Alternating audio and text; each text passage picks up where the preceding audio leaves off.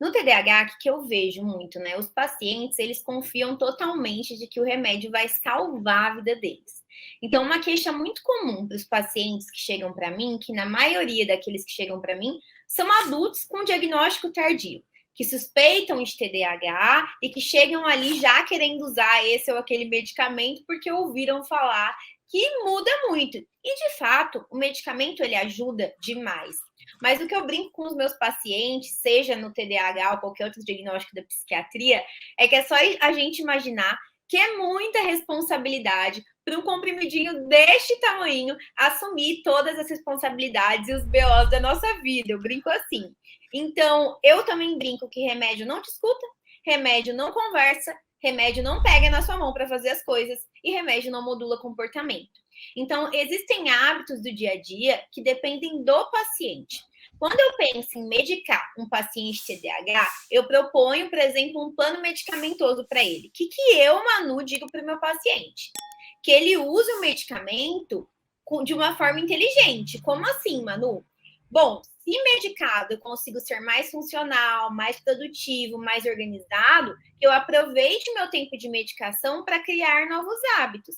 Porque aquilo que a gente faz repetidamente se torna um hábito. Então, vou dar um exemplo meu. Eu tinha muita dificuldade de acordar tarde, antes do diagnóstico, antes da medicação. Logo que eu comecei a usar o medicamento, eu comecei a acordar bem cedo. E eu falei, vou usar como um hábito, vou construir esse hábito. Então, eu vejo que os pacientes precisam ter a consciência e a responsabilidade de desenvolverem a parte que o remédio não desenvolve, que é construir novos e bons hábitos a partir daquilo que a medicação proporciona para eles, entendeu? Entendi, Manu. Realmente isso é uma coisa muito presente, principalmente com relação à questão de modular o seu próprio comportamento. É o que eu digo, que muitas vezes a pessoa confia muito no medicamento e passa a ter um fenômeno que é procrastinar focado. Se você tem um hábito de, em vez de você fazer o que você deveria estar fazendo, você fica no Netflix, você fica zanzando no YouTube, em vez de estar fazendo, sendo produtivo, o remédio faz fazer com que você fique mais focado no Netflix, mais focado no YouTube, ao invés de você estar fazendo aquilo que você deveria estar fazendo, né, Manu? Então, realmente, isso é uma questão que acontece. Muito se fala também, Manu, sobre a questão das comorbidades, né? A gente vê que pessoas com TDAH costumam ter comorbidades importantes, como uma ansiedade acima da média, algumas outras questões nesse sentido, talvez até uma bipolaridade, uma dislexia, enfim, mas dessas comorbidades que não chega a ser necessariamente um CID, né? Como, por exemplo, uma ansiedade acima da média. Como que a pessoa pode fazer para tentar contornar isso, né? Para tentar driblar essa ansiedade aí diariamente na rotina dela?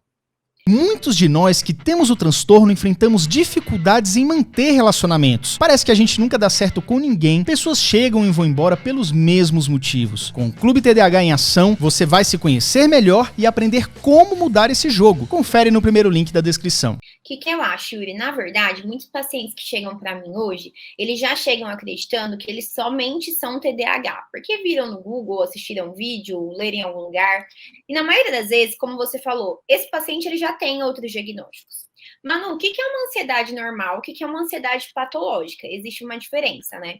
Eu falo que a ansiedade, ela não é ruim. O ruim é o excesso da ansiedade, porque até certo ponto, a ansiedade é protetora, ela faz a gente ter medo, ter mais cautela.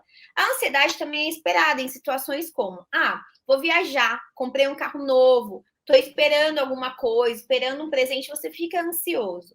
Quando sai do que é normal e se torna doença? Quando afeta o seu dia a dia, os seus relacionamentos, o seu trabalho, seu relacionamento com você mesmo. Então, assim, quando um paciente ele chega para mim com um quadro de ansiedade, em geral, dentro da psiquiatria já é um quadro patológico. É bem difícil, eu digo para você, eu pegar um quadro, eu acho que não tem, assim, pelo menos na minha prática, um quadro não é uma ansiedade patológica, é uma ansiedade ali normal. Em geral, as pessoas hoje elas estão mais ansiosas, né? A gente vive numa geração imediatista, uma geração à pronta entrega, uma geração muito acelerada. Então, o que eu diria? O mais importante para esse paciente, Yuri, é que ele passe em consulta, para ele avaliar se de fato aquele é um sentimento normal e esperado, que na maioria das vezes acaba não sendo, ou se já está atrapalhando a funcionalidade dele, sabe? Mas existem práticas alternativas à medicação. O que você Boa. pode aliar o medicamento ou até, se não for o caso do medicamento, praticá-las para melhorar essa qualidade de vida. Por exemplo, mindfulness, que é a atenção plena, né? Isso é uma coisa que eu digo muito para os pacientes que ajuda, porque a ansiedade faz com que o paciente não esteja no aqui e no agora. Então, práticas que te fazem estar no agora, yoga, meditação, respiração, são coisas que podem, sim, simples, mas ajudar beneficamente muito o dia do paciente, o funcionamento dele, desacelerar, acalmar, coisas simples como aprender a respirar, né? Ontem eu estava com uma paciente, ela falou, não consigo respirar na crise ansiosa. Eu falei, então você vai respirar comigo. E eu guiei ela uma respiração, nós fizemos juntas. Ela falou, nossa, parece que eu nunca soube respirar. Ela tem 33 anos. Né? E você pegou na mão e mostrou como fazer. Exatamente. É porque a gente tem tanto esse hábito de viver acelerado que às vezes é simples hábito de você parar e prestar atenção no seu padrão de respiração e normalizar esse padrão, você já desacelera e acalma. Práticas simples e que podem ajudar o paciente. Entendeu? Entendi, com certeza. Muitas pessoas, elas têm justamente essa dúvida, sabe, Manu? Quais práticas não medicamentosas elas podem fazer? E, na verdade, isso nem me preocupa e não deveria preocupar as pessoas que estão aqui assistindo, porque, na verdade, a medicação, ela não causa o fim do teu sofrimento, ela ameniza até certo ponto. E não serve para todas as pessoas. Então, por exemplo, a própria prática do mindfulness ajuda até certo ponto. Então, se você está sempre fazendo alguma coisa, se mexendo, fazendo alguma coisa para, por exemplo, você toma uma medicação certinha, vai te ajudar até certo ponto, vamos supor, 15%, vamos botar assim. Mais o mindfulness, mais 10%, mais tentar inserir novos hábitos. E tem uma coisa de troca de hábitos também, que é tipo assim...